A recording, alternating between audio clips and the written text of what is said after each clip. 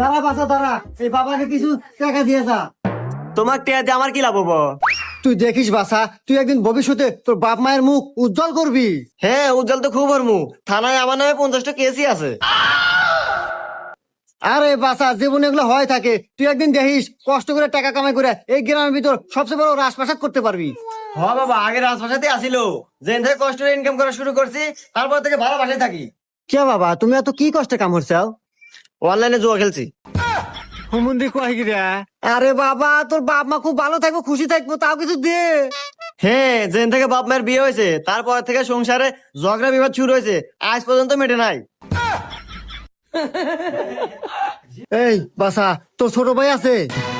হে বাবা, আপনি কেবার জানলেন? আরে বাসা, এই বাবারা সবকিছুই জানে।